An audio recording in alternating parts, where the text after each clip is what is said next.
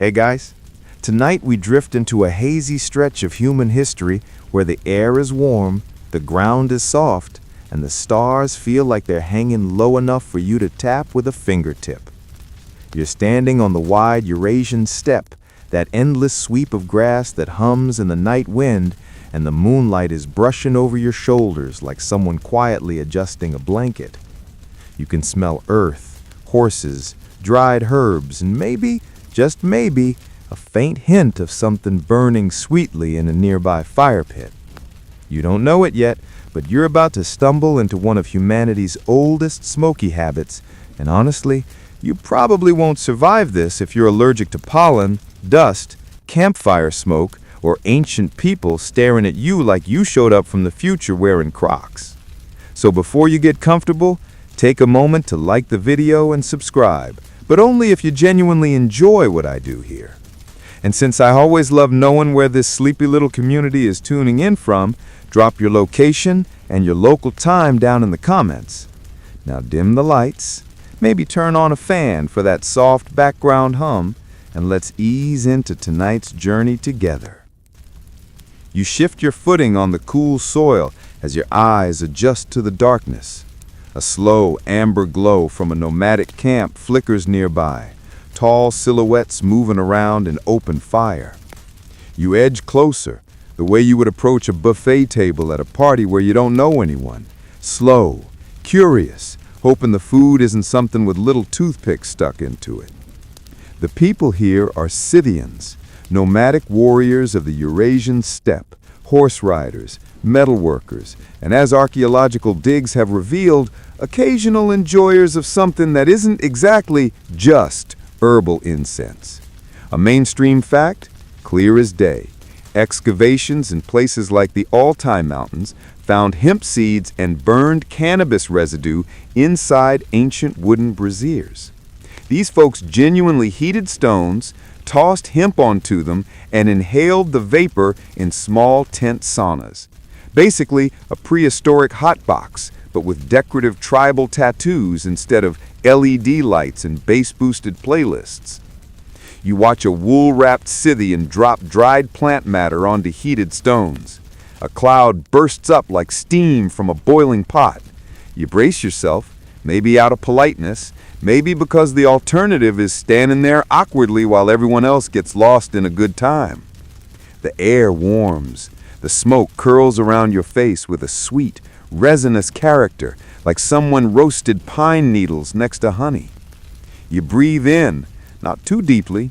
You don't want to cough and accidentally become the first person in history to ruin an ancient ritual by sounding like a malfunctioning vacuum cleaner. Historians still argue whether these early smoke sessions were more medicinal, spiritual, or just recreational with extra steps. Some say the Scythians used cannabis mainly for cleansing rituals.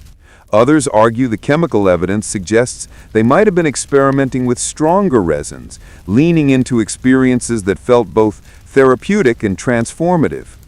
And then there are fringe theories, one of which claims these nomads believed the smoke allowed them to talk to the spirit world. You glance at them now, relaxed shoulders, rhythmic swaying, eyes reflecting firelight. Honestly, whether they were communing with spirits or just taking the edge off after a long day of horse archery, the vibe is immaculate. You kneel closer, feeling the ground's warmth seeping into your knees. A soft drizzle of sparks dances upward from the fire pit. The smoke filters out through the cracks of the felt tent above you. It feels like time slows, not in a dramatic, cinematic sense, just in a your phone must have frozen again sense. A Scythian elder taps a drum with repetitive, sleepy precision. You're starting to feel like this entire scene is just one giant prehistoric ASMR video with a surprisingly high production budget. As you listen to the muffled heartbeat rhythm of the drum, you start noticing little details. Braided horsehair pendants, metal ornaments tied to clothing that clink gently, and hand-carved wooden containers decorated with swirling animal motifs. One quirky tidbit historians love: some Scythian women, who were formidable hunters and warriors, were buried with both weapons and hemp containers. The idea that your ancient great-great-great-grandmother could outshoot you with a bow and then tell you to sit down because the ritual steam bath is about to start. Humbling. Deeply humbling.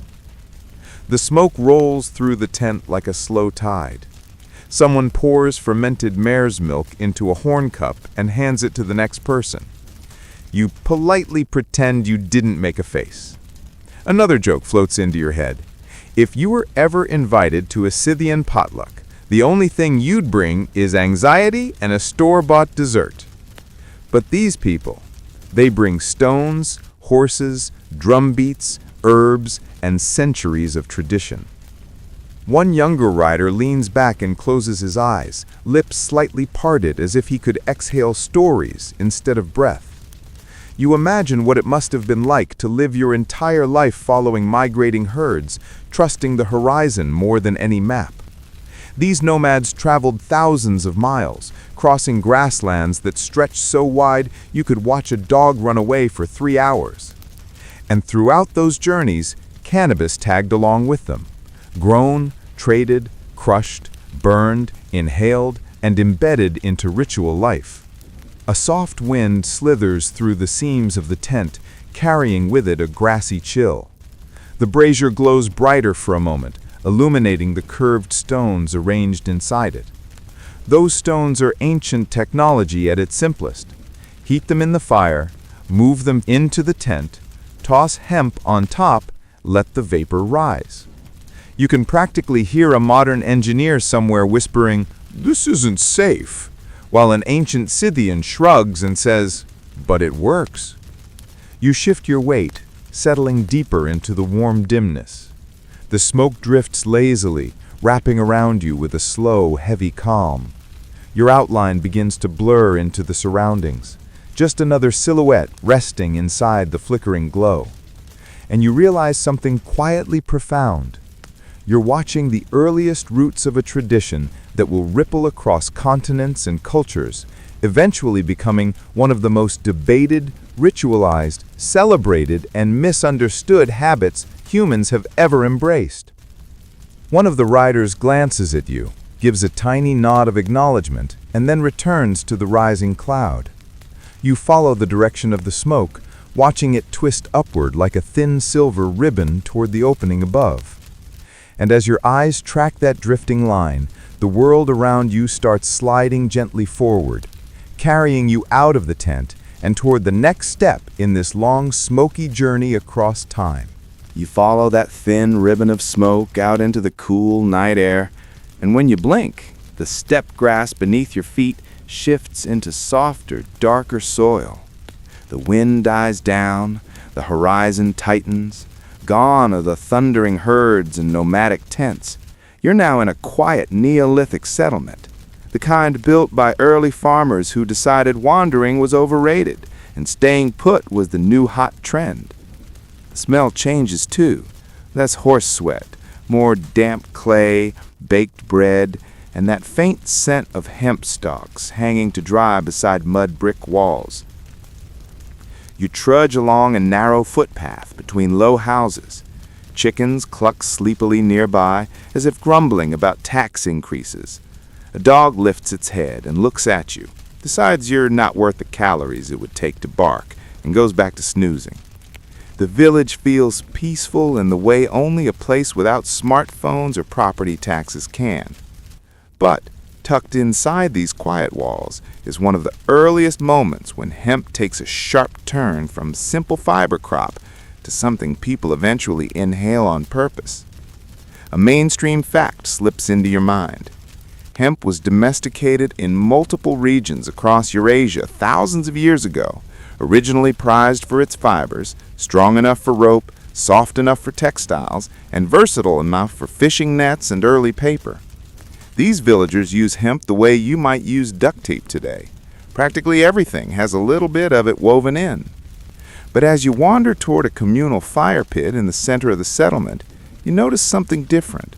A handful of farmers tossing not stalks, but resin-coated flower clusters into a small clay bowl sitting in the coals. The scent that lifts is thicker, earthier, sweeter.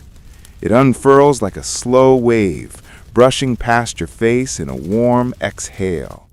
You lean back slightly. You don't want to seem too enthusiastic. One older woman, hands calloused from a lifetime of weaving, stirs the bowl with a carved bone spoon. Another tidbit, quirky but true in spirit. Even early farmers experimented with plants in ways that would make modern botanists wince and applaud at the same time. They learned through trial, error, and let's see what happens if we burn this. One farmer waves the smoke toward his face deliberately, as though greeting an old friend. You watch his eyes soften, his shoulders drop. Historians still argue whether Neolithic people recognized the psychoactive effects of cannabis intentionally or stumbled into them by accident while drying and burning plants for rope making. Some say the resin buildup on tools suggests they understood exactly what they were doing. Others think maybe someone dropped a bunch of hemp scraps into the fire during a long, boring evening, and the rest became history. You walk closer, drawn by the glow. The clay bowl crackles slightly as resin bubbles on its surface. The farmers sit on low stools, simple, sturdy pieces made from fire-hardened wood, and pass around a hollow weed tube, blowing gently to keep the embers alive. You try not to stare too obviously at the tube. It's basically the great-great-grandparent of every fancy pipe and vaporizer humanity will invent later. If you squint, you can almost imagine a modern-day review. 10 out of 10 airflow, rustic design, limited warranty. A child toddles by, dragging a small hemp-woven toy. Another small callback flickers in your mind. Those Scythian sonas from earlier used heated stones. Here, the method is simpler, less dramatic, but the intention feels similar. Warmth, relaxation, ritual, curiosity. As you settle onto a nearby stone, the warmth from the fire seeps into your legs. A soft drizzle from the early evening sky taps the edge of the roof overhang. The smoke rises in gentle spirals, catching the firelight in gold-tinted ribbons. The villagers don't speak much, not because they're unfriendly, but because work begins early and bedtime happens when the fire grows small. But even in this silence, there's a sense of shared calm. You can almost hear one exhausted farmer thinking, "Tomorrow I have to check the irrigation trenches, but right now I'm just enjoying this moment and pretending weeds won't overrun my field again." You watch the bowl glow brighter as the coals shift. A young woman lifts a handful of seeds, dark, glossy, familiar, and sprinkles them into a shallow basket for roasting. Roasted hemp seeds were a nutritious staple in some early communities, filled with oils and proteins. The funny part is, they probably tasted like a cross between sunflower seeds and "I hope this makes winter less terrible." Her hands move rhythmically, a reminder that even in ancient times, snacks and comfort were deeply intertwined. Your gaze drifts to another corner of the settlement where bundles of hemp hang from wooden racks. Some fibers are soaked in pits to soften them, a process that smells like a swamp having a bad day. A small joke slips into your thoughts. If you ever time traveled to live here, your biggest contribution to society would be complaining loudly about the smell while doing absolutely none of the work. The fire crackles again, sending sparks upward. A soft cough escapes someone near the bowl. Not harsh, just the kind of quiet cough people make when they pretend they're totally fine, and definitely not feeling the effects yet. The warmth spreads through the group. A man with a clay cup of barley beer nudges his friend and points at the smoke drifting crookedly through the air, laughing quietly at the shape it makes. The joke probably makes no sense to you, but that's okay. Half of the humor, ancient or modern, is context, and the other half is pretending you understood anyway. You lean back, letting the faint herbal fragrance settle around you. These Neolithic farmers don't have elaborate rituals like the Scythians, no hot stones or tented steam baths. But what they do share is a quiet appreciation for a plant that grows easily, weaves beautifully, and, when heated just right, softens the edges of long days spent coaxing life from soil. The smoke thins as the coals fade, and the bowl's orange glow cools to soft red. One by one, the villagers rise, stretching stiff backs, extinguishing lanterns, and slipping into homes. The fire pit dims, crickets chirp. The night feels heavier, deeper, ready to fold you into its dark pockets. You take one last look at the clay bowl, now just a warm shadow in the embers, and step away as the world tilts forward again, lifting you gently toward the next chapter of this long, drifting journey through the history of smoke. The embers fade behind you, and as you walk, the night seems to thicken, not in a frightening way, but like a soft curtain drawing across a stage. The ground cools beneath your feet, the scent of damp earth deepens, and when you lift your head again, you're no longer in a farming village at all. You're standing at the entrance of an ancient burial mound, quiet, solemn, shaped like a grassy dome rising from the landscape. A gentle breeze brushes past your shoulders, carrying a faint aromatic sweetness that doesn't belong to the open air. You step closer, and the scent grows stronger, warm, resinous, smoky, and mixed with the mineral smell of stone sealed for centuries. You crouch, running your fingertips along the carved entrance stones. Patterns of spirals, animals, and abstract symbols shimmer under the moonlight. They feel deliberate, purposeful, almost like a message saying, "Welcome, please wipe your feet, don't disturb the dead too much."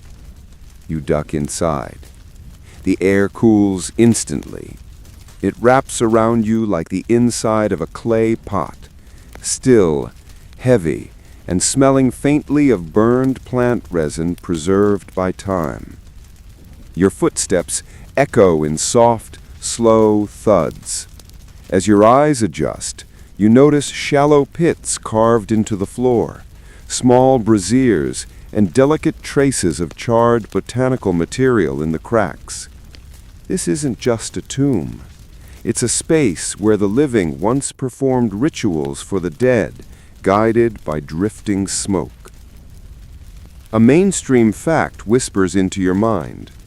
In several burial sites across Central Asia and Western China, archaeologists have found braziers containing burned cannabis, often placed beside elite individuals or within ritual chambers.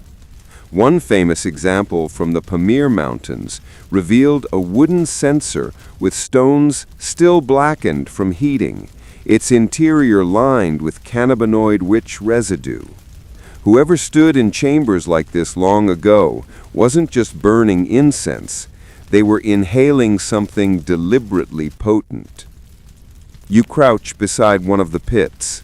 The stone is smooth, worn by hands that scooped, polished, tended fires. Someone once knelt exactly where you are, placing dried flowers or resinous chunks into a carved bowl and lighting them to accompany a funeral rite. Historians still argue whether these burned cannabis offerings were intended to soothe grieving family members, purify the air, honor the deceased, or help shamans enter altered states to escort spirits into the afterlife. The truth may be some blend of all of those. The ancient world rarely limited itself to one interpretation when several would do. A quirky tidbit rises in the smoke you imagine. In one tomb, archaeologists uncovered a harp-like instrument and cannabis seeds side by side, suggesting that someone somewhere thought the best way to accompany the dead into eternity was a combination of music and a fragrant haze. A surprisingly relatable mood, even thousands of years later. You move deeper inside the chamber. The walls narrow, then open again into a round room lit only by the faint silver gleam filtering through the entrance behind you. You can almost picture how the room looked during an actual ritual. Flickering oil lamps, shadows trembling on stone, people chanting low melodies, scented smoke lifting in slow spirals. You imagine a shaman, a figure draped in animal hides and embroidered cloth, standing at the center, holding a bowl of glowing embers and sprinkling crushed resin onto it to perform the ritual of burning cannabis for drifting spirits. The smoke rises first in a tight column, then blooms outward, just like fog spilling across a river. You feel it in your mind as you picture it. Warmth, heaviness, the kind of slow, drifting calm that makes your eyelids heavier than your thoughts. The people around the shaman breathe it in deliberately, not with chaotic coughing or dramatic reactions, but with the quiet determination of those performing a sacred task. A woman lays her hands on a body wrapped in felt and cloth, not in grief exactly, but in farewell. The resin scent deepens. Someone begins to hum, a long, trembling note that harmonizes with the hum of the chamber itself.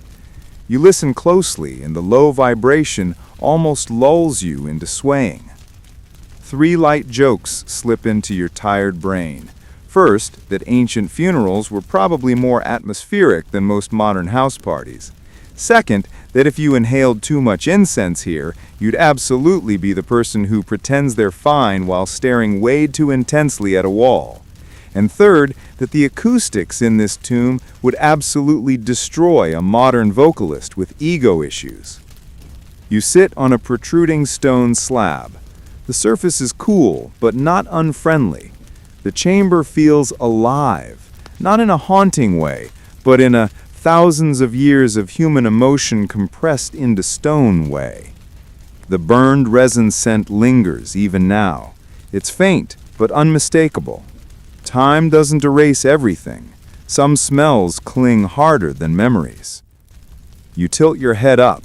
The ceiling arches like a stone rib cage, each curve leading smoke upward during ancient ceremonies.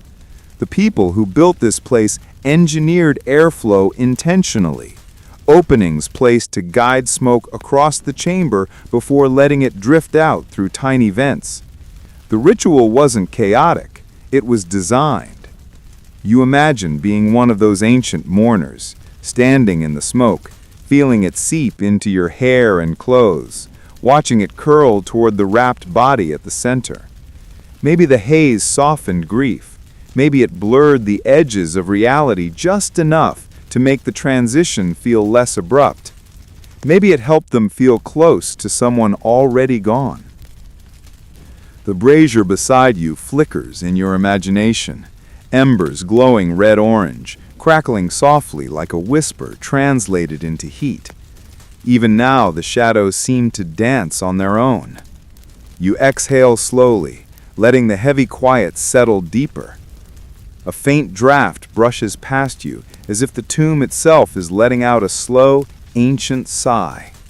You stand and move toward the exit, guided by the thin ribbon of moonlight creeping through the entrance. Your hand skims the wall one last time. The stone is cold, but carries the faintest vibration of all the people who once stood here, grieving, chanting, burning sweet resin in honor of life and death. As you step back into the open night, the air feels lighter, the sky broader. You take in a deep breath of fresh, cool wind, uncut by incense, untouched by ritual, and the world shifts again under your feet, sliding you forward into the next drifting chapter of this long, smoky journey. The night swallows the tomb behind you, and as you walk away, the landscape subtly reshapes itself under your feet. Grass and stone give way to sun-baked trails lined with low shrubs, scattered rocks, and the distant silhouette of a caravan winding across the horizon.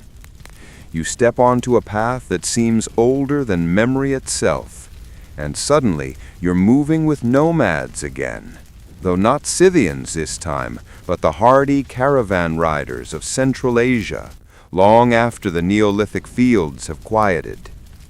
The wind carries a dusty tang, and the sun dips low, casting long shadows of camels, horses, and riders wrapped in colorful, practical fabrics. Their breath mingles with the smell of resin, coals, and leather. You realize immediately this is a world on the move, and smoke is traveling with them. You follow a group of riders adjusting saddles, checking the ropes that secure their wares. Some of the camels are loaded with trade goods, silk, salt, grains, and small, discreetly wrapped bundles of dried cannabis flowers. The mainstream fact emerges naturally. Across the Eurasian trade routes, cannabis spread not only through local cultivation, but also via nomadic commerce. People didn't just pass seeds or fibers, they passed knowledge of how to consume, preserve, and ritualize the plant. Smoke, it seems, had become portable, and pipes and small braziers were no longer limited to stationary settlements. A soft curl of smoke drifts from a small, well-worn pipe that a young rider lifts casually. You take a step closer, but not too close. This is a ritual, a personal habit intertwined with daily travel. The smoke spirals up, forming lazy loops that catch the amber light of a setting sun. Hidden historians suggest these nomads believed inhaling the smoke kept spirits from following them too closely on the road, a belief you find both charming and slightly alarming. Imagine that, a spiritual anti-theft device powered by cannabis. You trail behind the caravan, feeling the rhythm of hooves and the gentle sway of pack animals beneath your hands. Historians still argue whether these nomadic inhalations were intended for medicinal purposes, spiritual guidance, or simply enjoyment after long, arduous days. Perhaps all three. You notice a rider quietly chewing a few hemp seeds, nutritious and filling, just enough to keep the stomach settled during a long march, and nod in unspoken understanding. Practicality, ritual, and recreation coexist seamlessly here. A quirky observation floats past your awareness. Some travelers tied small pouches of dried herbs directly to the reins or saddles, so that each time the animal moved, a faint aromatic cloud would rise. It was a way to mark territory, scent the caravan, and perhaps entertain the nose of a weary traveler. You imagine a modern air freshener commercial pitched in 1200 BCE. For the discerning nomad, smell your own awesome. The group pauses near a shallow river. Riders dismount, camels kneel, and smoke coils lazily from a communal brazier set on a flat stone. You watch as one rider, older and grayer, carefully adjusts the coals. There is a method. Embers must be heated just enough to release the resin's vapor without charring it entirely. You picture the same meticulous care applied centuries later in ceremonial chambers and early settlements. Continuity hums softly through time like a lullaby. Children run along the riverbank, dipping their hands in water and throwing pebbles. The smell of wet earth, resin, and leather mix in the warm evening air. The young ones laugh, shouting across the caravan, oblivious to the adults' careful routines. It's a reminder that for every ritualistic or practical reason humans smoked cannabis, the act itself was woven into the fabric of everyday life. A joke flickers through your mind. These kids are probably the first natural skeptics of smoke's mystical powers, yet they run circles around everyone else in energy alone. The elder leans back against a saddle, inhaling from his pipe. Smoke curls around his head like a crown of drifting clouds. You feel the moment. Time slows, tension dissolves, and the world contracts around the coals and the rising vapor. Here, the caravan moves, life moves, and the smoke moves with it, along trade routes, along rivers, across hills, like a wandering companion that never tires. A soft, gusting wind picks up, sending the smoke stretching out into the darkening sky. You notice small carved stones beside the brazier, holding the pipe, seeds, and coals in careful order. You imagine the hands that polished them, adjusted them, and passed them along to friends or family long before commercial pipes, cafes, or curated glass pieces existed. Simple, effective, ritualistic. You step back from the brazier, allowing the smoke to rise uninterrupted. A light, playful thought drifts by. If you ever tried this in the modern world without practice, someone would probably call it a health code violation, or worse, Instagram it with bad hashtags. Here, it's just life. Necessary, calm, integral. A shared inhalation.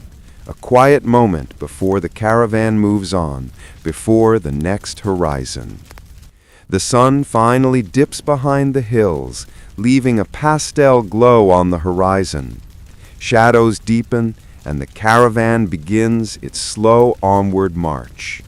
You walk alongside, feeling the dust, the warmth, and the lingering curl of smoke in the air. Each inhalation, each exhalation, each swirling wisp feels like part of a continuum, binding past and present, ritual and recreation, survival and celebration. And as night fully blankets the desert, the caravan becomes silhouettes against starlight, smoke drifting like soft whispers into eternity. You feel yourself lifted again, carried forward across time toward the next chapter where urban life and structured rituals await, the next evolution in humanity's smoky journey. You leave the caravan trails behind as the starlit horizon fades into early morning mists, and without warning, the landscape shifts beneath your feet. Now, stone temples rise from the earth, their walls engraved with strange, curling glyphs. The air hums with incense, animals are absent, and people move slowly in long robes, hands lifted or holding small, carefully shaped braziers. The world has transformed into one of sacred smoke and deliberate ritual, and you realize you're no longer following wanderers. You're entering the realm where inhaling cannabis becomes entwined with the divine. You step onto smooth stone, worn by countless bare feet over centuries. Mainstream fact, across many early civilizations, India, the Near East, and parts of Central Asia, cannabis was used in religious ceremonies to facilitate altered states, communicate with deities, or cleanse spaces. Priests, shamans, and temple attendants knew exactly how to manage the smoke, heat resin just enough, pass it to participants, and allow inhalation to calm the mind while elevating spiritual focus. It wasn't casual, it was orchestrated, precise, and deeply symbolic. A young acolyte tends a small clay brazier at the center of the temple. Resin smolders on heated stones, rising in thick spirals that catch the dim light of hanging oil lamps. You can feel the heaviness of the air as it mixes with the smoke, scented oils, and the lingering musk of incense. Fringe scholars note that in some temples, cannabis smoke was believed to serve as a medium between worlds, that inhaling it allowed mortals to converse with spirits, angels, or divine ancestors. Whether literal or metaphorical, the experience shaped the way communities perceived both themselves and the cosmos. You watch an elder priest lean forward, exhaling smoke in controlled puffs that drift upward like slow ribbons. A light joke flits into your mind. If ancient humans could see modern incense towers and luxury yoga studios, they'd probably roll their eyes and say, "We did it first, and better." The temple hums in low vibration as participants chant or hum in harmony. The sound mixes with the curling smoke, forming an almost tangible presence that you can sense more than see. Historians still argue whether these sacred inhalations were primarily about spiritual transcendence or if there was also an underlying desire for communal pleasure, comfort, and stress relief.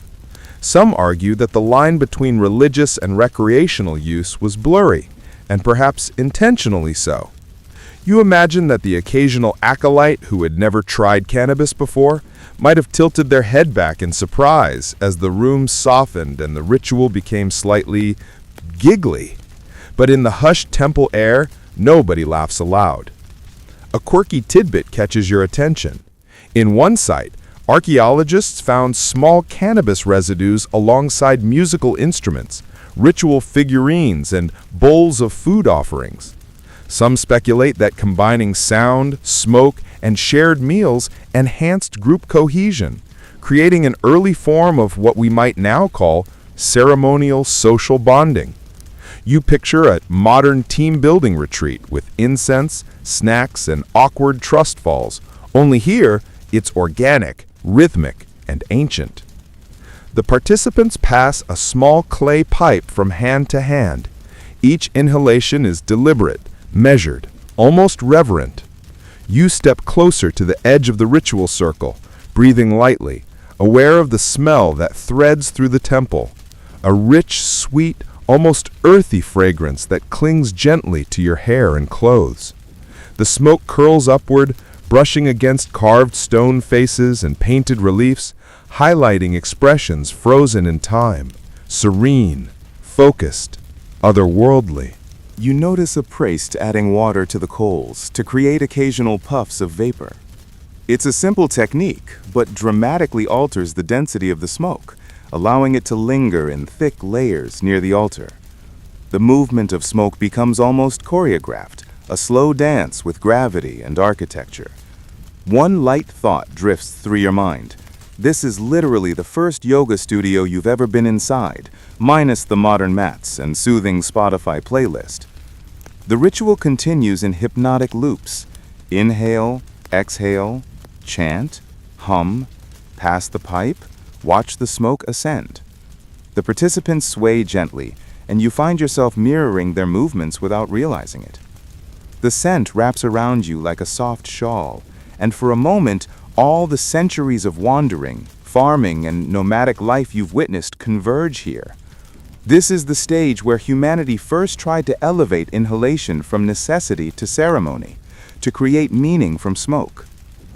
A soft breeze creeps through a carved window slit, catching the spirals of smoke and scattering them across the temple's interior. Shadows stretch long, twisting along walls like dancers in a slow, unbroken performance.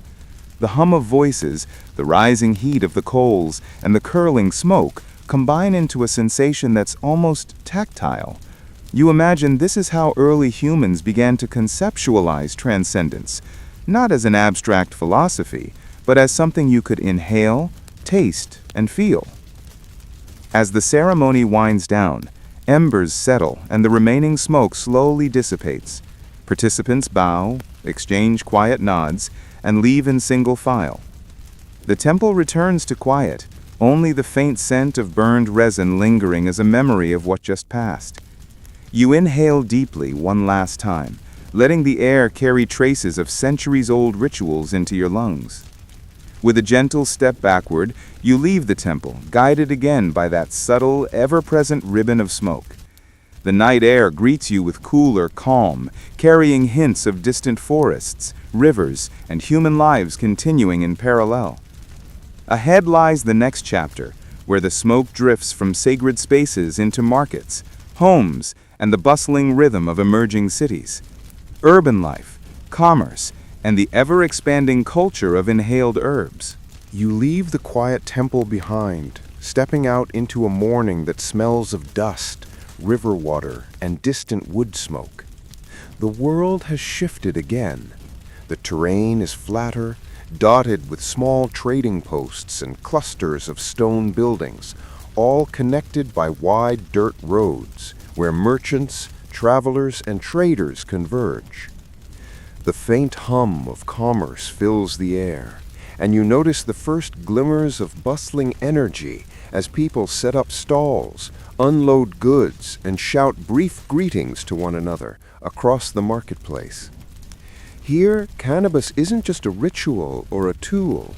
It's becoming part of a broader circulating culture, carried by wind, water, and the soles of traveling shoes. You move among the stalls, inhaling the mixed scents of spices, dried fruits, and burning resins. A mainstream fact asserts itself.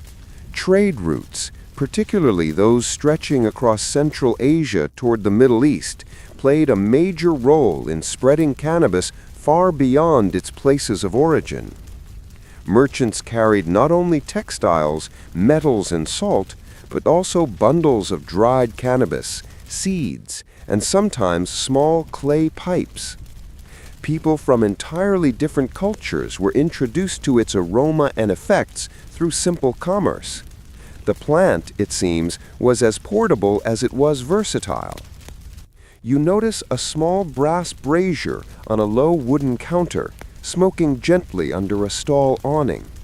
The merchant, a lean man with a turban and weathered hands, gestures to a clay pipe filled with dried resin.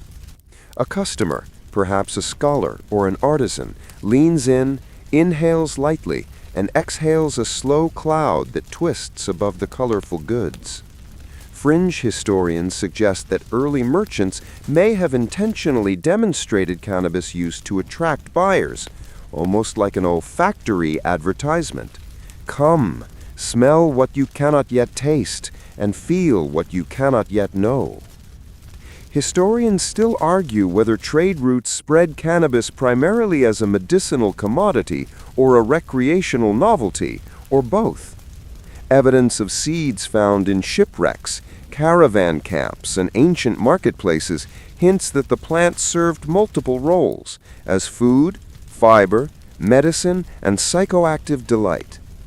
You step carefully along the stone path, imagining the countless hands that have passed hemp from one palm to another over centuries. It's almost dizzying to consider how connected the ancient world was through such a simple aromatic thread. A quirky tidbit catches your attention. Some merchants would coat cannabis in honey or mix it with fragrant herbs to enhance its appeal, creating a product that was part snack, part incense, part mystical experience. You picture a modern marketing campaign pitched by a nomad in flowing robes, handcrafted, locally sourced, spiritually enhanced smoke, perfect for elevating your journey. The idea makes you grin softly at the absurdity while still acknowledging the ingenuity behind it. You pause by a pottery stall where small, elaborately carved bowls and pipes are displayed. Each one is different, some cylindrical, others conical, some engraved with animals or geometric patterns. The merchant explains to a curious traveler how the size, shape, and material affect the smoke's taste and intensity. It's a hands-on demonstration, intimate and practical. The smoke rises in gentle spirals, catching sunlight and scattering it in a golden haze over the cobblestones.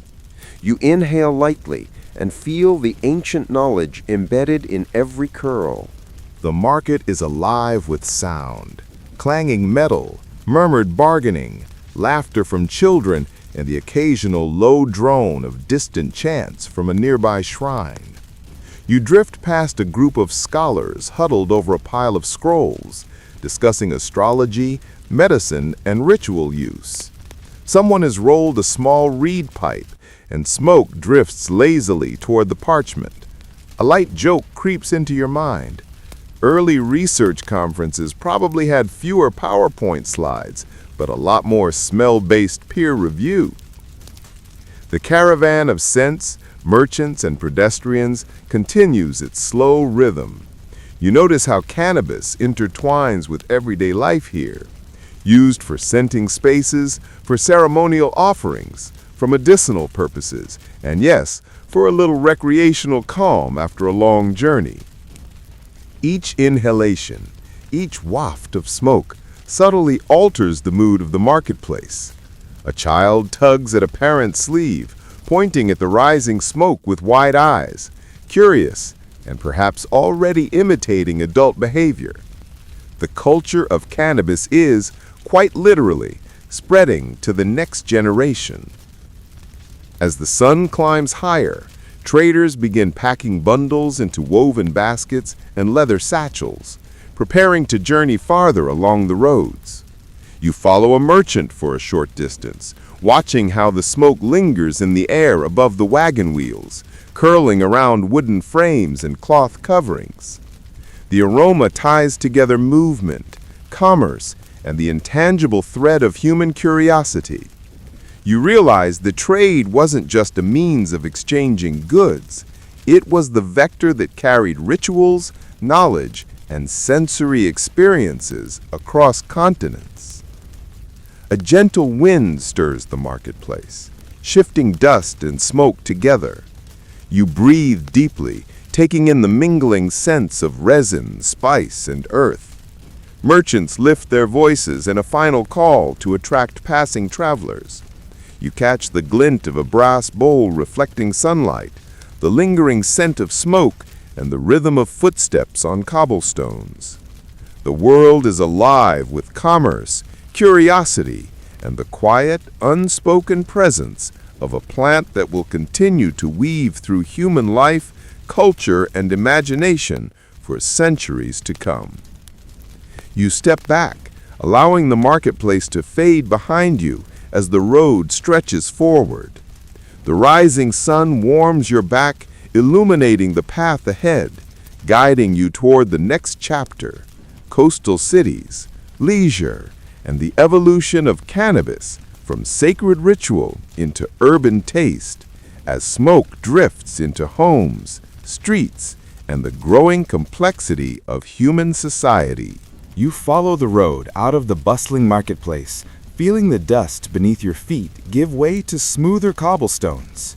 Soon, the faint scent of the sea drifts on the wind, mingling with the familiar resinous aroma of cannabis. Ahead, low stone walls and narrow alleys indicate you've entered a coastal city, a hub of trade, culture, and emerging urban leisure.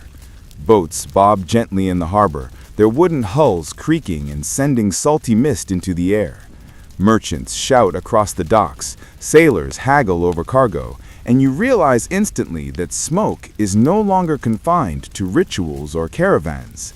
It's moving into the heart of civilization, following commerce into homes, tea houses, and social spaces. You wander through narrow streets lined with stone and timber houses.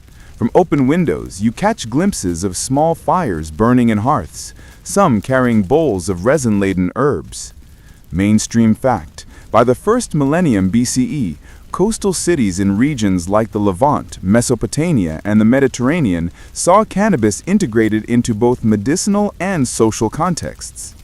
People inhaled it not only for spiritual or therapeutic purposes, but also for leisure, conversation, and even as a polite offering to guests. Smoke had become a medium of hospitality. A vendor on a busy street corner carefully turns a clay pipe in his hands, showing a small group of onlookers how to pack it without overburning. Fringe scholars note that in some coastal towns, inhalation spaces evolved into proto-tea houses, semi-public places where merchants, travelers, and locals would gather to smoke, discuss politics, exchange news, and occasionally laugh at each other's fashion choices. You imagine that these early smoke lounges had a unique soundtrack: clinking cups, hushed debates, and the soft swish of waves against the harbor. You step closer to a group sitting cross-legged on a woven mat. Smoke curls from a small brazier in the center, drifting lazily above them. Historians still argue whether these communal smoke sessions were meant more for networking, therapeutic relaxation, or simple enjoyment. Judging by the relaxed chatter and occasional laughter, it's probably a combination of all three. A light joke drifts into your mind. The first LinkedIn probably smelled like resin and sea salt. A quirky detail draws your attention. In some coastal cities, merchants would mix cannabis with aromatic herbs like frankincense or myrrh to create complex, layered scents. The idea was partly medicinal and partly aesthetic, an early example of human experimentation with olfactory experiences. You inhale gently, imagining how those scents intertwined with the salty breeze and the low rumble of harbor activity. You wander toward a courtyard where a small fountain trickles. The smoke curls around the stone edges, catching sunlight that filters through the open lattice above. A scholar leans against a wall, scroll in hand, observing the group with interest. He occasionally takes a puff from a small pipe, inhaling slowly and letting the vapor carry him into thought. You watch and note the careful choreography. Each participant knows when to inhale, when to pass, when to speak, and when to remain silent. Social rituals are emerging alongside the smoke. Children run along the edges of the courtyard, laughing as adults glance toward them briefly before returning to their conversations. You notice the smell of roasted seeds and herbs being sold nearby, perhaps as a snack or accompaniment. The blending of sensory experiences, taste, smell, sound, is deliberate, forming a social atmosphere that is intimate, relaxed, and subtly intoxicating. A soft thought drifts in. This is the first urban cocktail of leisure you've witnessed, centuries before cocktails existed. You follow the smoke to a nearby balcony, where a small group of wealthy merchants reclines, passing a delicately carved pipe and discussing trade routes, taxes, and news from distant ports. One young merchant exhales a stream of smoke that twists above the harbor, catching the light in spirals that resemble tiny, ephemeral sculptures. Fringe historians suggest that such practices may have also been status symbols, indicating not just wealth, but refined taste and worldly knowledge. You can't help but imagine that a first-century version of Instagram would feature a lot of "look at my smoke" posts. The sun sinks lower, casting the city in golden orange light, glinting off the water and reflecting through the spiraling smoke. You inhale one last time, letting the mixture of resin, sea salt, and roasting seeds wrap around your senses.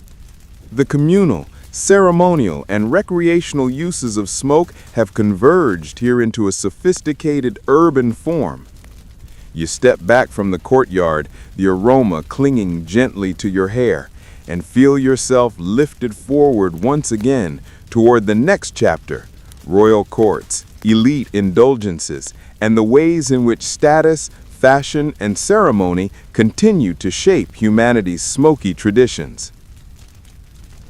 The harbor city fades behind you, and the air shifts once more. You find yourself moving through a narrow avenue lined with high stone walls, the scent of the sea replaced by the warmth of baked clay, incense, and faintly sweet smoke. This is a royal city now, one of kings and palaces, where politics, ceremony, and luxury converge. The streets hum quietly with servants, scribes, and courtiers moving between audience halls and gardens. Here, cannabis is no longer just a ritual tool or merchant commodity. It has become a symbol of refinement, leisure, and status among the elite. You step into a courtyard decorated with fountains, sculpted plants, and the delicate glint of bronze vessels. Mainstream fact: in several early civilizations, including Persia, India, and the Arabian world, cannabis was prized among rulers and wealthy elites not only for its intoxicating effects, but also as a sophisticated accompaniment to poetry, music, and conversation. Royalty and courtiers would inhale smoke in carefully curated chambers, sometimes adorned with rich tapestries and perfumed mats, creating an environment of sensory indulgence. A servant enters, carrying a small brazier filled with glowing embers and a handful of resinous flowers. The smoke curls upward in precise, deliberate spirals. Fringe historians note that some core chambers may have been designed with ventilation and airflow in mind, allowing smoke to travel across rooms in a controlled manner, enhancing both the ritual and aesthetic experience. Imagine the first interior designers specializing in smoke movement rather than wallpaper patterns. It makes a curious kind of sense. You observe a young prince reclining on a mat, watching dancers perform while inhaling from a delicately carved pipe. Historians still argue whether the use of cannabis in these courts was purely for pleasure, medicinal purposes, spiritual experiences, or a blend of all three. Looking at the serene, almost languid expressions of the participants, it's clear that the effect was both communal and individual, an intimate indulgence, a shared signal of refinement. A quirky tidbit catches your eye. In some palaces, cannabis smoke was infused with aromatic oils, rose petals, or powdered herbs to create layered fragrances. Courtiers believed these blends could influence mood, enhance creativity, or even subtly signal wealth and sophistication. You imagine a royal perfumer whose old job is to craft the perfect smoke bouquet for a king's leisure hour. Certainly a job interview with high stakes. The chamber hums with soft conversation, the crackle of embers, and occasional laughter.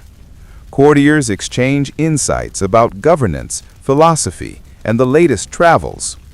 One scholar leans back, exhaling smoke that drifts lazily toward a gilded screen, curling over engraved patterns. You notice the subtle choreography. Who inhales first? Who speaks next? How the smoke circulates to mark moments of emphasis. This is sophistication rendered in vapor. Outside, the palace gardens shimmer under lantern light, and you catch glimpses of servants tending plants, hemp cultivated specifically for these elite experiences. The cultivation is meticulous, each plant selected for aroma, resin content, and appearance. A light joke drifts into your mind. Centuries before Instagram, court gardeners were the original influencers, ensuring that their smoke literally smelt like status. You follow the smoke into an open balcony overlooking a reflecting pool. The light catches on the water and casts moving shadows of the curling vapor across marble walls. A musician plays a soft tune, the notes threading seamlessly through the fragrant haze. You sense how the combination of music, scent, and ritualized inhalation creates an immersive sensory experience. It's less about intoxication and more about artistry, experience, and social signaling. A multi-sensory performance with smoke as both medium and message. You take a slow breath, letting the lingering aroma of resin, petals, and heated embers sink into your lungs. You notice the subtle gestures of courtiers, hands brushing smoke away, heads tilted back, eyes softened in contemplation. A soft thought drifts in. These smoke-filled chambers represent the evolution of human sophistication, where ritual, leisure, and social hierarchy blend seamlessly, teaching you that the journey of cannabis through society is as much about culture as it is about chemistry. As night deepens, lanterns glow brighter against the dark sky, and the curling smoke rises into the open air, spilling over palace walls and into the quiet streets. You step away, letting the opulence and ritual fade behind you, carried forward on a gentle, drifting ribbon of smoke toward markets, private homes, and eventually the bustling coffee houses and leisure spaces of the medieval world. The thread of cannabis use is unbroken, subtle, and ever-expanding, just like the cities that cultivate both human ambition and aromatic indulgence. You leave the royal palace behind as dawn creeps across the city rooftops, the subtle mix of resin, incense, and morning air lingering faintly around you. The world shifts again, this time toward denser, more crowded streets. Medieval towns with timber-framed houses, narrow alleys and cobblestone roads slick from early morning dew. Merchants call out their wares, children chase each other between stalls, and the scent of smoke curls from chimneys and open windows. Here, cannabis is moving from elite chambers into homes, taverns, and communal spaces, becoming a part of everyday life, though still wrapped in caution, custom, and sometimes superstition. You wander past a small apothecary, its wooden door creaking as it opens, revealing shelves lined with jars of dried herbs, powders, and resin. Mainstream fact, medieval European apothecaries often stocked cannabis as part of their medicinal repertoire, using it to treat ailments ranging from eye inflammation to insomnia. Though less common than some other herbs, it was recognized for its therapeutic properties, and sometimes recommended by learned physicians. You peek into a jar and imagine the finely chopped leaves, resin chunks, and aromatic oils inside. A curious elderly woman leans out of a nearby window, sprinkling fragrant smoke from a small brazier into the street. Fringe historians note that in some communities, cannabis smoke was believed to protect against disease, ward off evil spirits, or even encourage plant growth, ideas that straddle superstition and early folk medicine. You smile at the thought of neighbors arguing over who had the better protective smoke recipe, centuries before social media reviews existed. Historians still argue whether recreational use in medieval Europe was widespread or confined to specific social groups. Evidence suggests that both peasants and nobility might have experimented with the plant, but for very different reasons, one for relief and ritual, the other for leisure, prestige, or spiritual indulgence. Walking through the crowded streets, you can almost imagine children playing under the watchful eyes of adults who occasionally inhale the aromatic smoke drifting from doorways. A quirky tidbit emerges. In some medieval towns, cannabis was incorporated into brewing practices, either as a flavoring agent or for its psychoactive effects. Certain recipes were thought to improve sleep or encourage creativity, and tavern-goers may have unknowingly sipped the earliest infused beverages while discussing politics, trade, or poetry. You imagine a bard strumming a lute while sipping a frothy cannabis concoction, thinking, "This might be my best verse yet, or at least my happiest." You move toward a communal space, a shaded courtyard where a small group of townsfolk gathers around a brazier. Smoke rises in lazy loops, mingling with the morning mist and the scent of baking bread from nearby ovens. A young apothecary demonstrates how to pack a simple clay pipe, explaining the delicate balance between heat, resin, and inhalation. You watch, fascinated by the care with which these traditions are maintained, passed down in hands-on tutorials rather than books. A light joke drifts through your mind. Medieval instructional videos probably consisted of one person exhaling smoke while another nodded approvingly, a format surprisingly similar to modern tutorials, minus the high-definition cameras. The group laughs quietly as one participant sneezes, sending the smoke into a chaotic swirl that somehow makes the session feel even more communal. You realize that even centuries ago, the social aspect of inhalation, shared technique, shared aroma, shared laughter, was just as important as the smoke itself. As midday approaches, merchants pack up, children scatter to their homes, and the smoke from braziers begins to dissipate into the warm air. You notice the subtle presence of small portable pipes, clay bowls, and leather pouches designed for carrying resin, tools that allow cannabis use to migrate from private homes to streets, inns, and distant travels. The urban landscape itself seems to encourage experimentation. Alleyways provide cover, courtyards offer calm, and social gatherings create natural opportunities for shared inhalation. You follow the lingering trail of smoke toward a small tavern tucked between stone walls. Inside, the space is dim, the air warm and fragrant, filled with quiet murmurs and the occasional cough from someone learning the nuances of inhalation. Patrons exchange tips, share stories, and occasionally burst into laughter, their camaraderie heightened by the curling, aromatic haze. Here, cannabis has become a bridge, connecting medicine, leisure, culture, and social bonding in a single drifting thread. Outside, the town basks in sunlight. Smoke from rooftops, chimneys, and open windows merges into a faint swirling cloud above the city, carrying centuries of ritual, trade, and urban adaptation.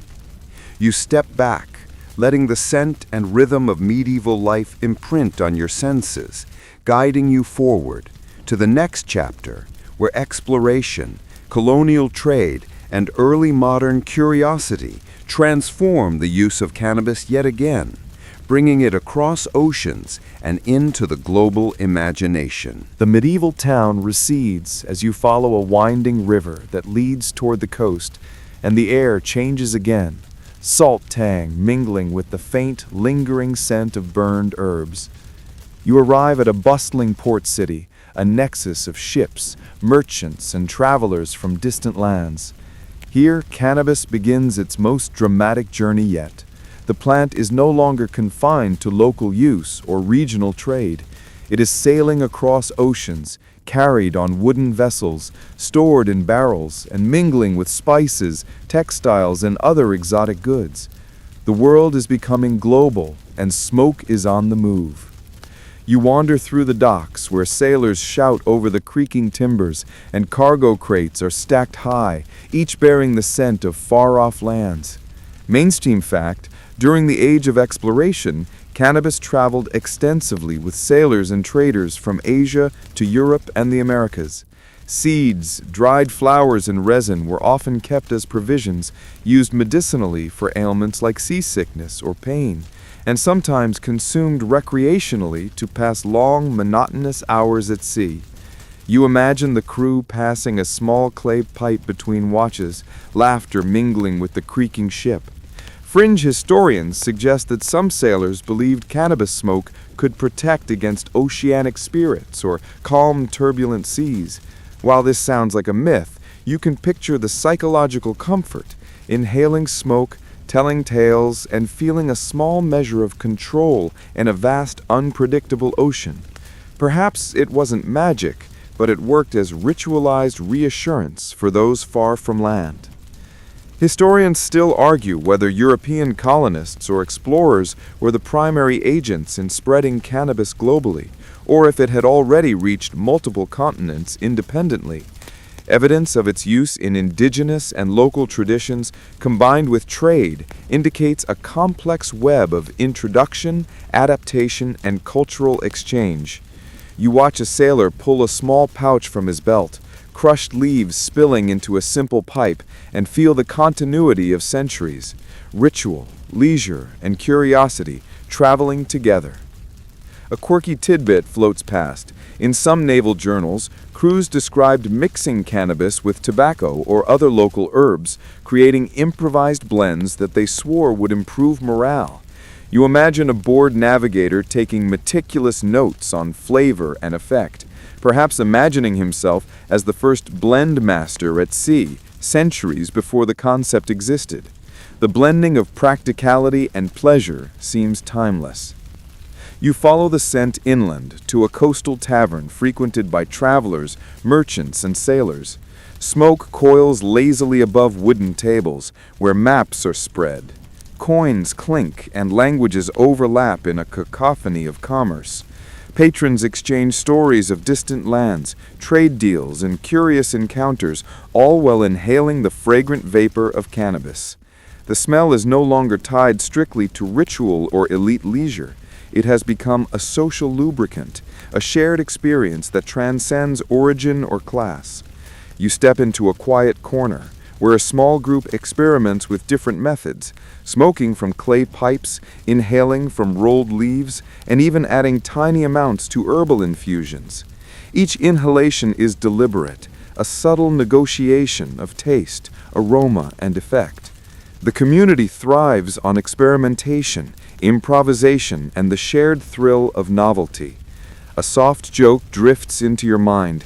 These sailors are the proto-hipster mixologists of the 16th century, crafting artisanal smoke experiences without ever using a Wi-Fi connection. The day deepens, and the harbor's activity slows slightly. Smoke from taverns and dockside brazier fires drifts into the open streets, blending with the salty breeze and creating a layered sensory map of human activity. You notice how each inhalation carries more than aroma. It carries culture, knowledge, and tradition, passed from trader to sailor to tavern goer. The smoke connects continents before modern communication existed, and in its way, it carries stories, comfort, and curiosity across time. As night falls, lanterns flicker along the docks, reflecting off the water in a soft, shimmering glow. You inhale deeply, letting the mixture of resin, sea salt, and wood smoke settle around you. The global journey of cannabis is just beginning, winding through trade routes, colonial encounters, and the formation of urban and rural cultures alike. You step away from the harbor, the distant creak of ship rigging echoing in your mind, carried forward to the next chapter, where early modern experimentation, scientific curiosity, and cultural adaptation propel cannabis into new realms of human life and imagination. You leave the bustling port behind, following a ribbon of smoke that drifts along the narrow streets of an early modern city. The air is heavier now, tinged with the scents of tanneries, bakeries, and small fires in hearths. Candles flicker in shop windows, casting a soft, warm glow across cobblestones, worn smooth by centuries of foot traffic. Here, cannabis begins to settle into a more urbanized, experimental phase, its uses expanding beyond ritual, domestic, or medicinal needs, into leisure, scientific curiosity, and cultural curiosity alike. You wander past a small apothecary whose windows are fogged with the steam of boiling herbs.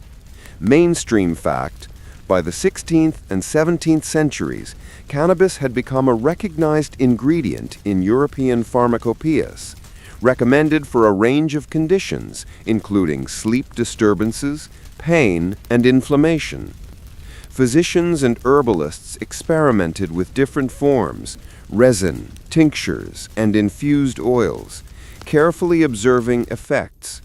You peek inside, noting the neat rows of jars, the delicate labeling, and the faint spirals of smoke rising from a small burner.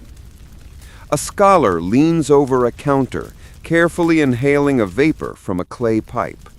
Fringe historians speculate that early scientific thinkers sometimes used cannabis to explore altered states of consciousness, believing it might unlock creativity, insight, or spiritual perception. You imagine a 17th century proto-philosopher sitting in a candle-lit study, smoke swirling around volumes of text, pondering the mysteries of the mind and universe, perhaps wondering whether inspiration comes from ink, intellect, or inhalation. Historians still argue whether early modern cannabis use was more medicinal, recreational, or experimental. Evidence suggests a fluidity.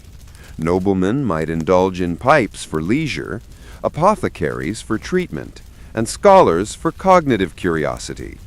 You watch a young apprentice carefully grind resin for tinctures, absorbing the nuances of preparation, dosage, and ritual, an intimate education passed from master to student without textbooks or formal lectures. A quirky observation emerges. In some urban centers, cannabis-infused drinks became popular among the literate elite. Scholars, poets, and artists experimented with mild infusions, sometimes alongside coffee, tea, or wine, believing the combination enhanced creativity. You smile at the thought. Early cafe culture may have included less espresso and more experimentation with psychoactive herbs, a precursor to modern hipster blends. You move toward a crowded coffee house, a place humming with conversation, debate, and occasional laughter. Smoke curls from small pipes, mixing with the aroma of roasted beans, spices, and the faint tang of resin. Patrons discuss philosophy, politics, trade, and literature, passing clay pipes along with pages of text and ideas. The environment is communal yet intellectual, recreational yet serious, a delicate balance where smoke mediates focus and conversation alike. Children are absent, replaced by an array of students, writers, and merchants. The hum of dialogue forms a soft, continuous undertone, punctuated by occasional coughs or exhalations of fragrant vapor. Light joke, someone must have coined the first creative session hashtag in spirit, if not in ink. The patterns of smoke rise, twist, and vanish, echoing the flow of ideas themselves, unpredictable, ephemeral, and endlessly fascinating. The city streets beyond the coffee house glow under lantern light, with small fires flickering in windows and doorways. You notice artisans experimenting with cannabis-infused inks and herbal remedies, blending traditional knowledge with new urban innovation. Each inhalation, each spiral of smoke, seems to mirror a microcosm of human ingenuity, ritual, pleasure, medicine, and artistry, entwined in a single aromatic thread. As dusk deepens, you pause on a bridge spanning a slow, dark river, watching the reflection of lamplight and curling smoke ripple in the water below. You inhale deeply, letting the scent of resin, roasted herbs, and urban life settle in your senses. The early modern city is a laboratory, a social space, and a stage all at once, where cannabis is simultaneously practical, recreational, and experimental. The smoke carries forward across streets, rooftops, and centuries toward the next chapter, where colonial expansion, transatlantic trade, and global exploration intertwine the plant with the fate of entire continents. The city's lantern-lit streets fade behind you as you follow a gentle, resinous breeze toward rolling fields and distant ports. You're entering the era of colonial expansion and transatlantic trade, when cannabis is no longer just a curiosity, ritual, or urban indulgence. It becomes a global commodity, carried across oceans, transplanted to new continents, and cultivated on plantations for medicine, fiber, and, increasingly, pleasure. The air here is tinged with salt, fresh earth, and a hint of distant smoke, as human ambition meets botanical opportunity. You walk among newly built docks, where tall ships unload barrels of hemp, tobacco, and other goods. Mainstream fact: European colonists brought cannabis to the Americas during the 16th and 17th centuries, primarily for industrial hemp production. Ropes, sails, and textiles were essential for naval dominance. Yet, alongside practical cultivation, the psychoactive uses of cannabis were slowly transported, often tucked into personal stores or smuggled in small pouches by sailors. The plant, it seems, traveled as both utility and indulgence. A young sailor shows you a small clay pipe he keeps in his cabin, its surface worn smooth from frequent handling. Fringe historians speculate that sailors, colonists, and explorers may have used cannabis not only for leisure, but also for long voyages, to ward off boredom, reduce seasickness, or calm nerves during storms. You imagine a storm-tossed vessel, decks slick with rain, the low murmur of men breathing in resin-laden smoke as they cling to each other in the rigging, a ritual both practical and psychological. Historians still argue whether cannabis use in colonial plantations was widely accepted or quietly forbidden. Some records suggest that enslaved and indigenous laborers may have been introduced to the plant, sometimes as medicine, sometimes as comfort, creating a complex interplay between imposed cultivation and personal use. You see the intertwining of labor, leisure, and survival, and the subtle way smoke threads human experience together even under oppressive conditions. A quirky observation: On some plantations, small cannabis-infused concoctions were administered alongside herbal teas or food to soothe minor ailments or ease tension. You picture a clandestine corner where a worker, hidden from overseers, inhales gently and whispers to a fellow laborer about the plant's calming effect, a quiet act of subtle rebellion and human resilience. The port town hums with activity. Merchants negotiate prices, shipwrights hammer away at hauls, and sailors navigate narrow alleyways carrying pouches of herbs. Smoke rises in soft spirals from cooking fires, personal pipes, and small ritual fires, merging with the tang of salt water and pressed hemp fibers. You notice the subtle choreography. Sailors, merchants, and laborers, all navigating work, leisure, and smoke in overlapping rhythms, creating an unseen social fabric. You wander into a small tavern overlooking the harbor. Inside, the space is warm, fragrant, and filled with murmured conversations. Travelers from Europe, Africa, and the Americas mingle, sharing stories of trade, exploration, and distant lands, while inhaling from small clay pipes. The communal aspect is unmistakable. Smoke here is both social glue and personal reprieve, binding disparate cultures in a shared sensory experience. A soft joke drifts into your mind. Pirates probably had the first international smoke circle, you muse, smiling at the thought. Beyond the tavern, the smell of cannabis drifts through alleys, gardens, and small workshops. Artisans experiment with tinctures, powders, and oils, blending knowledge inherited from Europe with local plant species. The sensory experience is layered. Smoke, earth, sea, and human movement combine to create a living tapestry of culture, commerce, and experimentation. Every inhale carries centuries of adaptation, resilience, and innovation. As night settles, lanterns flicker along the harbor, reflecting in calm water mingled with drifting smoke.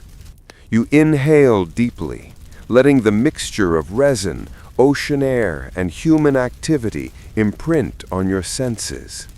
The plant's journey from sacred ritual to trade commodity to global cultural phenomenon is accelerating, weaving into every aspect of life, from laborers' corners to elite chambers, from urban coffee houses to distant plantations.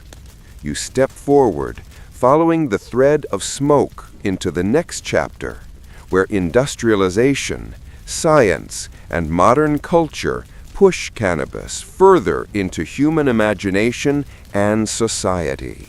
You leave the colonial port behind, stepping onto the edges of rapidly growing towns and emerging industrial centers. The air is warmer, heavier, carrying a blend of smoke, soot, and distant chimneys. Here, cannabis begins its entanglement with scientific curiosity, medicinal experimentation, and urban culture in ways that hint at our modern relationship with the plant. It's no longer just trade, ritual, or leisure. It's an object of study, a recreational tool, and a social marker, all in one. You pass brick-lined streets where apothecaries, chemists, and early physicians display rows of jars, powdered herbs, and bottles filled with dark tinctures. Mainstream fact, by the 18th and 19th centuries, cannabis extracts and oils were incorporated into European and American pharmacology, used for pain relief, sedation, and treatment of ailments ranging from migraines to menstrual cramps. Physicians debated potency, dosage, and application, marking the first serious scientific inquiry into the plant's effects. You peek inside, noticing the careful labeling and small glass droppers, a precursor to the precision that modern pharmacology would demand.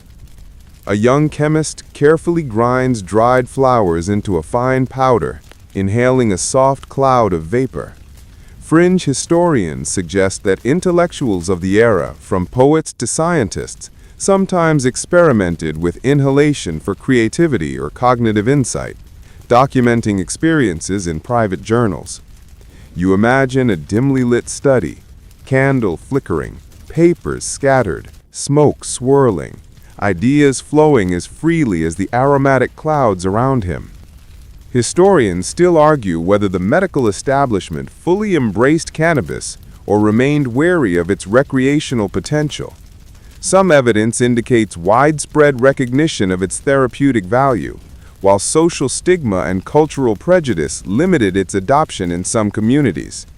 You notice the delicate balance between fascination and caution, as chemists, doctors, and curious citizens all navigate the boundaries of legality, morality, and scientific inquiry. A quirky tidbit: early 19th century writers in Europe occasionally referenced cannabis use in literary circles, noting its ability to provoke vivid imagination or mild euphoria. You picture a smoky salon where poets debate metaphysics and sip tinctures, the air thick with vapor and ideas. Someone jokes about herbal inspiration while scribbling a verse, centuries before the phrase would appear in modern pop culture. You wander through a bustling street where markets, taverns, and apothecaries intersect. The scent of cannabis blends with roasted coffee, spices, and urban industry. Patrons inhale gently from small pipes, while others purchase dried flowers, oils, or tinctures for home use. Socially, the plant is a bridge between private indulgence and public curiosity, threading through spaces where leisure, intellect, and commerce meet. A light joke drifts through your mind.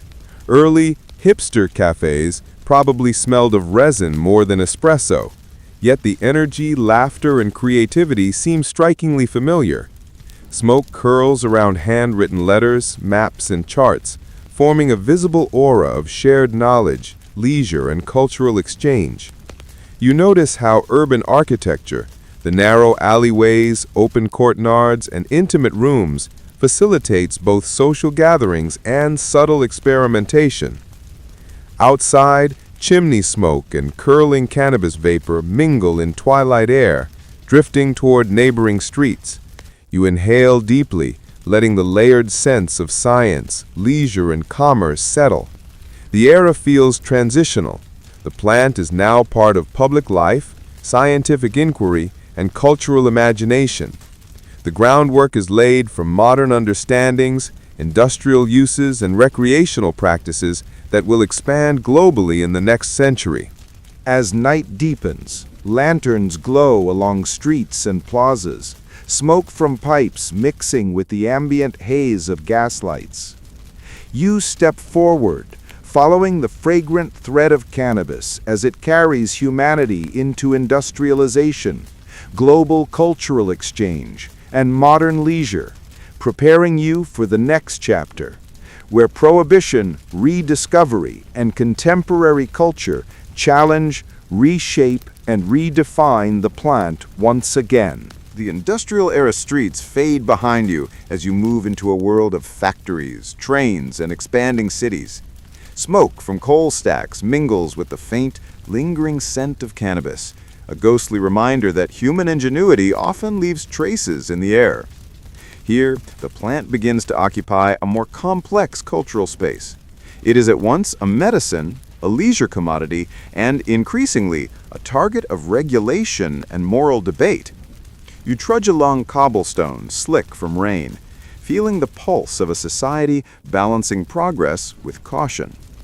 You enter a small urban apothecary, its windows steamed from the warmth inside. Mainstream fact: by the late 19th and early 20th centuries, cannabis was widely available in Western countries as a medicinal extract, often prescribed for insomnia, pain, or digestive issues. Physicians debated formulations, dosages, and patient responses, recording observations meticulously. You watch a pharmacist measuring tinctures, noting the methodical precision that contrasts with centuries of ritualized, intuitive use. A curious scene unfolds. A group of bohemian artists in a nearby cafe experiment with small pipes, inhaling lightly as they sketch, write, and debate philosophy.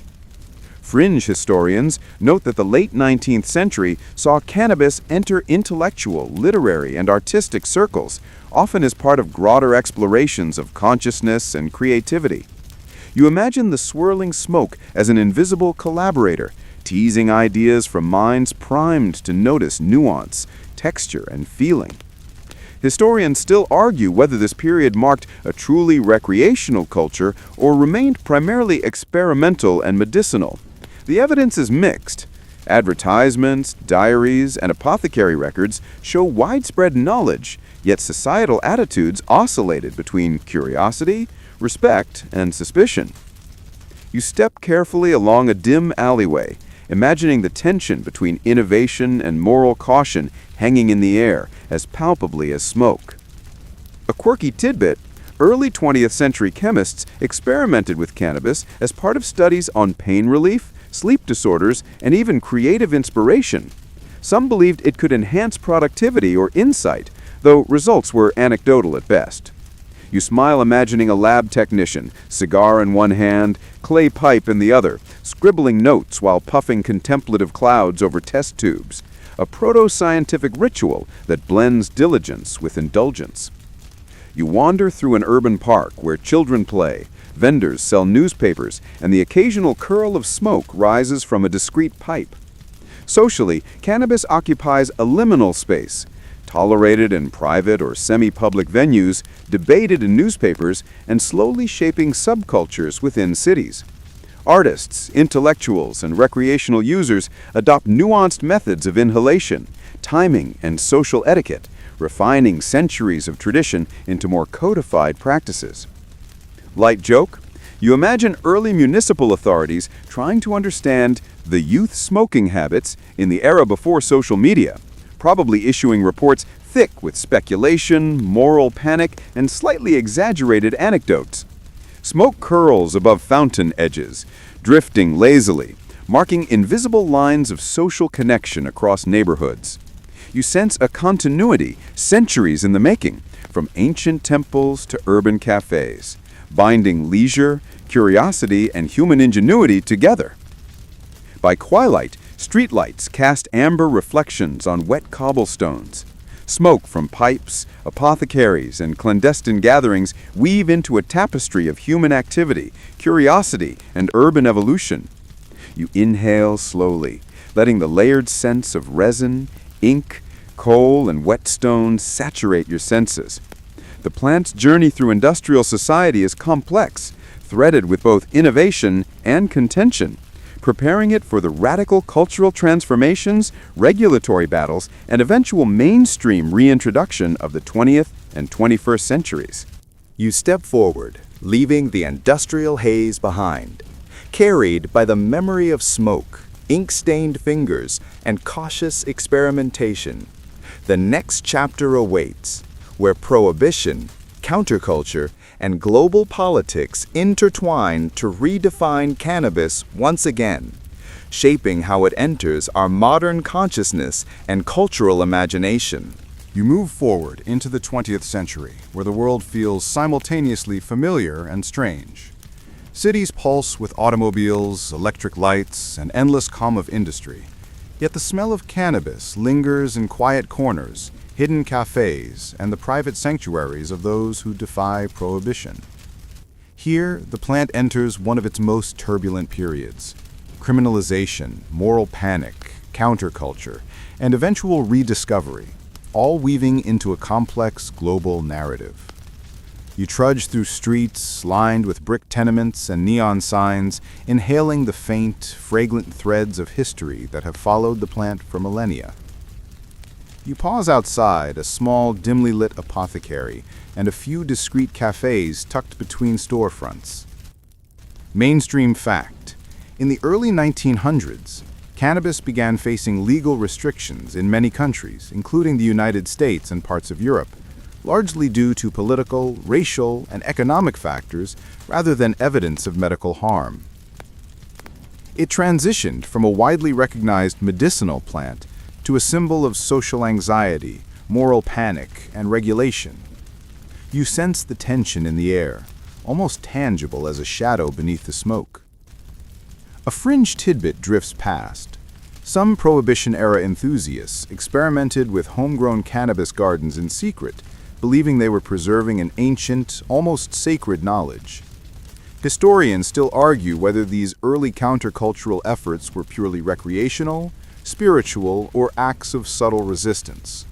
You imagine dimly lit attics, small potted plants, and clandestine journals chronicling each leaf, each resin droop, a hidden rebellion against social norms.